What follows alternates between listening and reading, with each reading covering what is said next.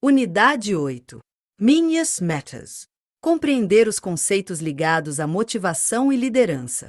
Conhecer as práticas gerenciais, as habilidades, o uso do tempo e reunião como ferramentas da área gerencial. Entender as principais teorias e estilos de liderança. Inicie sua jornada. Caro aluno, vamos estudar alguns conceitos importantes, como a motivação e liderança, além das práticas gerenciais, habilidades, o uso do tempo e a reunião como ferramenta gerencial, que devem ser aplicados para o bom desenvolvimento dos gerentes. Falaremos também a respeito das principais teorias de liderança abordadas na literatura. Assim, trataremos dos estilos de liderança, com suas respectivas abordagens. Vamos iniciar nossos estudos discutindo um pouco mais a questão da motivação? Desenvolva seu potencial. A motivator. Antes de entrarmos no termo motivação humana, falaremos um pouco sobre o comportamento das pessoas e a relação dos gerentes com seus pares e subordinados. Muitas vezes, cada gerente tem para si como motivar o outro e tenta influenciar o comportamento das pessoas. Alguns gestores tendem a ser altamente coercitivos e tentam controlar o comportamento das pessoas por meio de punições e ameaças como chave para a motivação. Outros tentam incentivos monetários para melhorar o desempenho. Outros, porém, acreditam que as pessoas são motivadas por condições sociais e que, quando elas estão felizes, os grupos se apoiam e trabalham de forma mútua.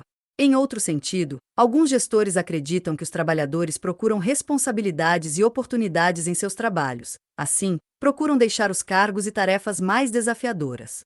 Nesse sentido, muitos pesquisadores buscaram entender o comportamento, como MacGregor, que identificou as pessoas como X e Y, como veremos mais adiante, Baudit, Buono, 2013.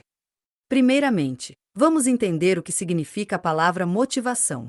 Para Bergamini, 2008, motivação deriva da palavra latina movere, que significa mover. Para a autora, a característica motivacional do psiquismo humano abrange, assim, as diferentes perspectivas inerentes ao processo a partir do qual o comportamento das pessoas entra em ação. Bergamini, 2008, p. 32. Nem tudo está relacionado com a motivação. Para Bergamini, 2008, o passado das pessoas acumula erros e dificuldades que refletem no presente, sem nem mesmo as pessoas entenderem o que está ocorrendo com elas naquele momento. Ainda segundo a autora, antes da Revolução Industrial, o que se usava para motivar os trabalhadores estava baseado em ameaças e punições. Assim, as pessoas, motivadas pelo medo, deveriam cumprir aquilo que lhes era passado.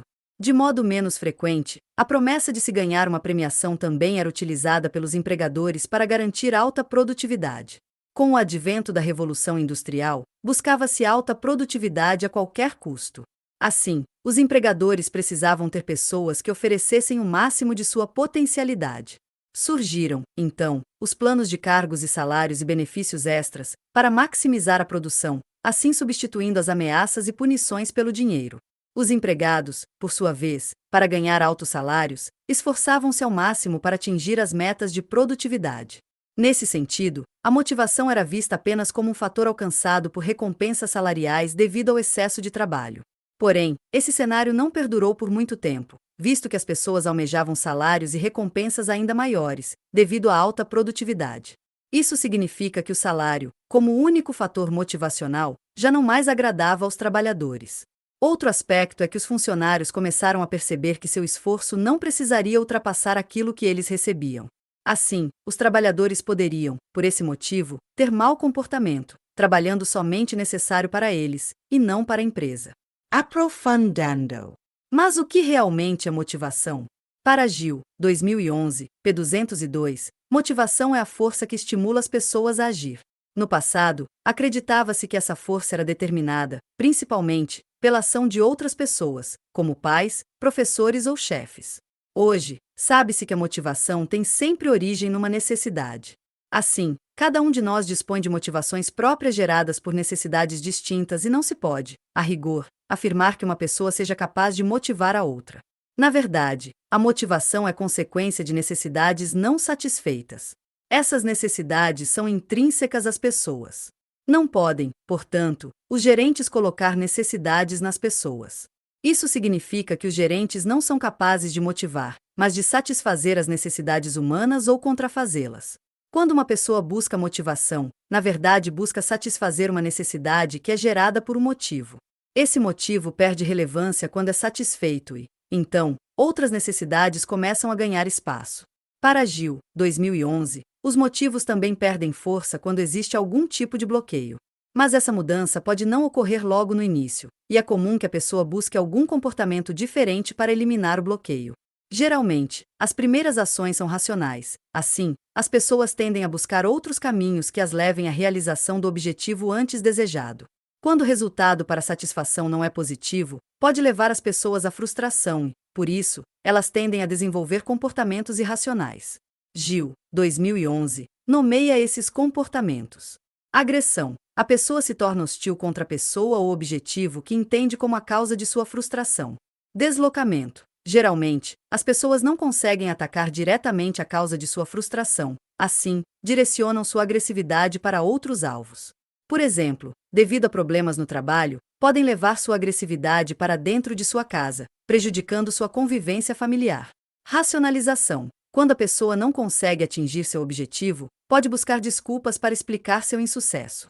Regressão. Quando as pessoas não conseguem atingir algo, tendem a fugir de tentativas construtivas para solucionar os seus problemas e regridem a um comportamento infantil. Fixação. Ocorre quando a pessoa, mesmo não alcançando seus resultados, continua a ter o mesmo comportamento improdutivo. Fuga. Ocorre quando as pessoas ignoram um problema, mesmo quando este está muito próximo delas, ou mesmo quando fogem do problema. Resignação. Ocorre quando, depois de uma prolongada frustração, a pessoa desiste de alcançar seu objetivo, ou porque ela não deseja mais ou porque o ambiente não lhe oferece chance de melhoria. Deixamos alguns questionamentos nos quais será possível que você faça uma rápida avaliação sobre aquilo que é importante para você. Pense nisso. Com o passar do tempo, surge a escola das relações humanas, com a preocupação não somente voltada para a satisfação salarial, mas com a totalidade do ser humano, buscando a motivação por meio do reconhecimento de seu potencial, e não da recompensa ou punição. Nesse caso, Bergamini, 2008, destaca que a busca estava centrada em mostrar para as pessoas sua importância para as organizações. Nesse contexto, o relacionamento interpessoal passou a substituir os chamados prêmios por produção. Porém, essas considerações começaram a ser questionadas, e com isso, surgiram algumas teorias que buscaram explicar a motivação humana. Dentre elas, as mais conhecidas são a hierarquia das necessidades de Maslow, teoria X e Y de MacGregor, teoria dos fatores higiênicos e motivacionais de Herzberg, outras teorias de motivação, como teoria de McClellan e a teoria do reforço, teoria das expectativas e teoria da equidade. Vamos ver cada uma delas. Hierarquia das necessidades de Maslow. Um dos modelos de motivação mais difundidos é o de Abraham H. Maslow. Esse psicólogo verificou que as necessidades humanas apresentam diferentes níveis de força, e seguindo esse princípio, ele elencou uma hierarquia de necessidades que foram distribuídas em 5 grupos, sendo elas fisiológicas, segurança, sociais, de estima e de autorrealização. Gil, 2011. A figura 1 representa esses níveis. Gil, 2011, explica que as necessidades fisiológicas são as mais básicas e se relacionam com a manutenção das nossas vidas. Nesse caso, essas necessidades são fundamentais para que as demais sejam buscadas posteriormente. Isso significa que o próximo nível só passa a ser alvo de uma pessoa quando a necessidade de nível mais baixo está satisfeita. As necessidades de segurança se referem à necessidade de estar livre de perigos e da privação da necessidade básica, ou seja, da necessidade fisiológica. Nesse nível existe uma preocupação com o futuro, no sentido de manutenção do emprego e da propriedade. Já nas necessidades sociais, as pessoas passam a ter a necessidade de participar de outros grupos, bem como de serem aceitas por eles. No quarto nível, encontram-se as necessidades de estima, pois, uma vez satisfeitas as necessidades sociais, as pessoas querem mais do que simplesmente participar de um grupo, elas desejam estima, tanto em relação ao amor próprio quanto ao reconhecimento de outras pessoas. Gil, 2011. Por fim, no último nível, estão as necessidades de autorrealização, que é a realização do máximo de potencial individual. Nesse nível, as pessoas buscam se tornar aquilo que são capazes de ser. Gil, 2011. A satisfação desse nível depende de onde cada um deseja chegar. Profissionalmente falando, o desejo de uma pessoa pode ser simplesmente ter um emprego, uma profissão. Outros, porém, podem desejar ser presidentes de uma empresa multinacional, por exemplo. Para Montana e Charnoff, 2003, existe uma tendência natural na qual as pessoas se tornam conscientes sobre cada uma das necessidades e passam a buscá-las de modo crescente. Assim, Quando a pessoa busca um nível maior na hierarquia, pressupõe-se que o nível anterior foi por ela atingido. Um aspecto importante tratado pelos autores é que Maslow não queria dizer que toda necessidade fosse 100% satisfeita, mas que é preciso um grau mínimo de satisfação para que o indivíduo possa começar a se preocupar com uma satisfação mais elevada. Teoria dos fatores higiênicos e motivacionais de Herzberg. Enquanto os estudos de Maslow tinham a preocupação voltada para os fatores gerais de motivação, Herzberg se preocupava com a motivação voltada para o trabalho, bem como a realização deste. Nesse contexto, o psicólogo Frederick Herzberg contribui fortemente para com os estudos da motivação ao considerar os fatores higiênicos e motivacionais, conforme nos mostra a figura 2. Segundo Montana e Charnow, 2003, Herzberg descobriu que apenas os sistemas de necessidades que correspondem aos níveis na hierarquia de Maslow, a estima e a autorrealização, funcionam como fonte direta de motivação e contribuem para que seja desenvolvido um trabalho com eficácia. Para ele, as necessidades de pertencer a algum grupo estão ligadas à questão da manutenção, principalmente quando se refere à relação entre supervisor e subordinado e as questões relacionadas ao extratrabalho. Ainda segundo os autores, as necessidades inferiores, que são as fisiológicas e de segurança, foram chamadas por Herzberg de frustradores em vez de fontes de motivação para o trabalho. E em relação às necessidades de amor, estas ficavam na intersecção entre os grupos. A teoria de Herzberg, para Gil, 2011, indica que os fatores motivadores devem ser promovidos pelos gerentes para manter sempre sua equipe motivada e, por outro lado, manter tais fatores depende da satisfação no trabalho e do envolvimento do empregado. Nesse sentido, cabe aos gerentes buscar desenvolver o enriquecimento do trabalho não só em relação ao número de tarefas, mas no aumento da responsabilidade e do desafio do trabalho.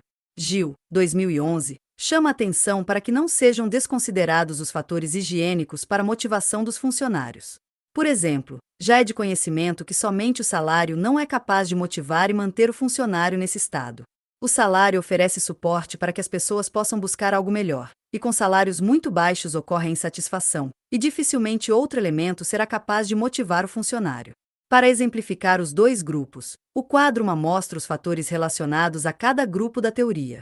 Nesse contexto, Herzberg considerava que os fatores de motivação do nível superior levavam a comportamentos diretamente relevantes ao trabalho, enquanto os fatores de frustração dos níveis inferiores levavam a comportamentos relacionados a questões periféricas ao trabalho em si. Montana, Charnow, 2003. Assim, é necessário que ambos os grupos estejam alinhados para que a satisfação no trabalho ocorra. Teoria XI de MacGregor. Mais tarde, com os estudos de Douglas MacGregor, surge a ideia de que a autorrealização possa ser um novo representante dos fatores motivacionais no trabalho. Bergamini, 2008. Para MacGregor, o ser humano busca de forma natural atingir os fatores de maior maturidade motivacional. Sendo assim, é de responsabilidade da organização fornecer subsídios para que os empregados alcancem os níveis mais altos de motivação. Nesse sentido, para Gil, 2011, o modo como gerentes pensam influencia o comportamento dos funcionários com quem estes têm um relacionamento mais próximo. Sendo assim, é preciso que os gerentes conheçam suas características pessoais, bem como suas intenções profissionais, para que possam mostrar para os outros como alcançar o objetivo. Ainda segundo Gil, MacGregor definiu dois modos distintos de relacionamento, chamando-os de teoria X e Y. O quadro 2 mostra as principais características de cada uma das teorias. Pressuposto da teoria XI. Pressuposições da teoria X. Os seres humanos não gostam do trabalho e o evitarão, sempre que isso esteja ao seu alcance. O ser humano, em geral, prefere ser dirigido a dirigir. O ser humano médio tem relativamente pouca ambição. As pessoas preocupam-se, acima de tudo, com a própria segurança. As pessoas são ingênuas e sem iniciativa. Pressuposições da teoria Y. O trabalho pode ser uma fonte de satisfação ou de sofrimento, dependendo de certas condições controláveis. As pessoas podem aprender a aceitar e assumir responsabilidades e desafios. As pessoas podem ser automotivadas e autodirigidas. A potencialidade intelectual do ser humano médio está longe de ser totalmente utilizada. Uma utilização muito maior pode ser conseguida. A partir das características apresentadas, nós não podemos simplesmente enquadrar um gerente como X ou Y. Isso porque, na maioria das vezes, as pessoas têm um misto das teorias. Essa teoria não pode ser aplicada a todos os casos ou a todas as pessoas. Um gerente que apresenta um comportamento mais voltado para a teoria Y pode, em algum momento, assumir um comportamento mais diretivo e controlador com algumas pessoas, e esse comportamento pode ser somente por um período determinado, com o objetivo de alcançar algo específico em uma organização. Outras teorias da motivação. Vamos tratar de algumas teorias que também são utilizadas nas relações interpessoais entre gerente e subordinados. Algumas dessas teorias, muitas vezes, utilizamos sem nos darmos conta do que realmente está envolvido, pois, algumas vezes, fazemos algo que é direcionado pelo senso comum.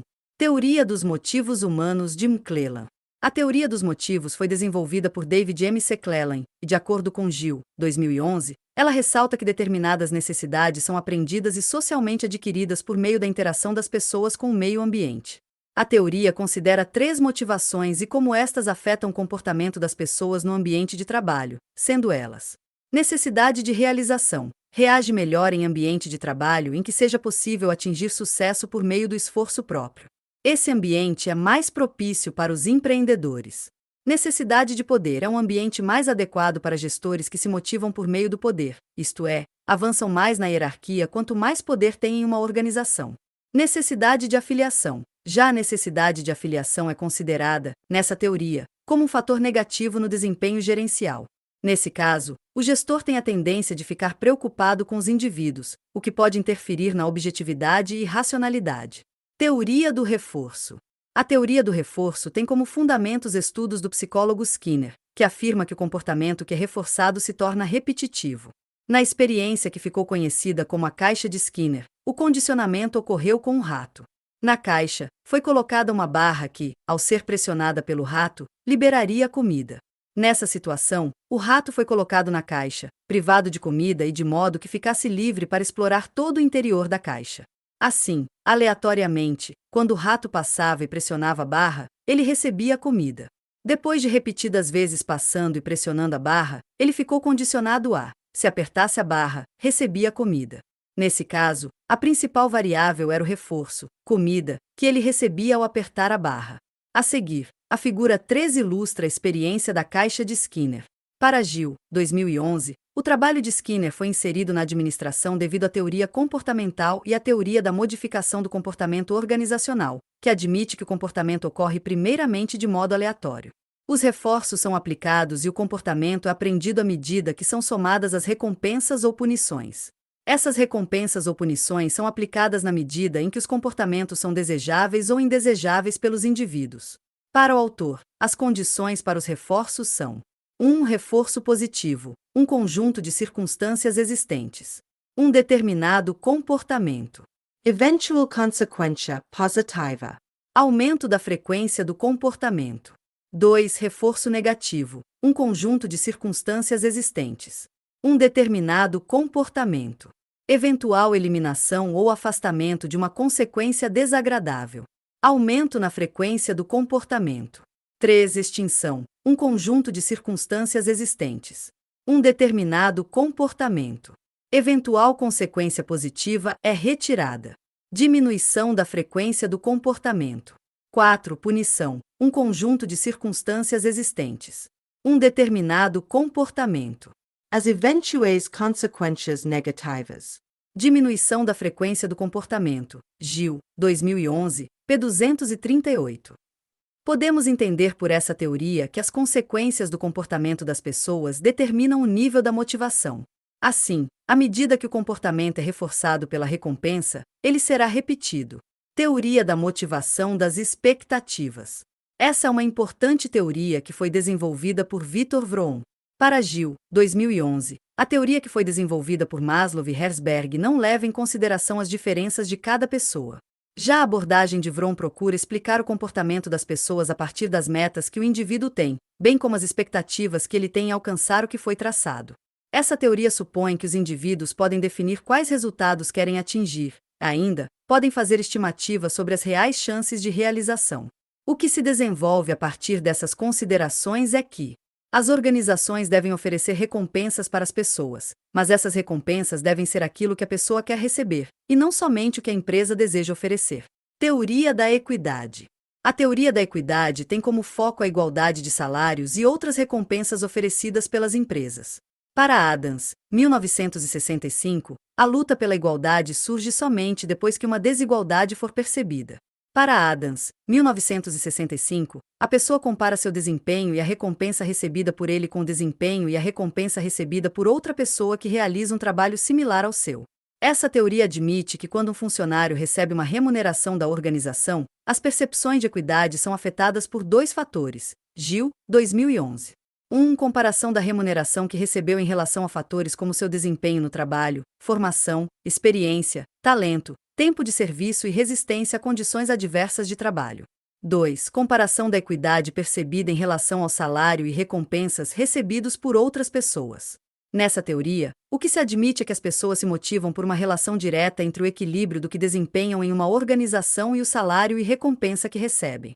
Ainda, a pessoa se sentirá prejudicada se, em uma organização, outras pessoas receberem salários e recompensas maiores do que os seus por uma atividade similar. Novos desafios. A motivação tem o sentido de movimento, e o comportamento humano é desenvolvido por meio de ações.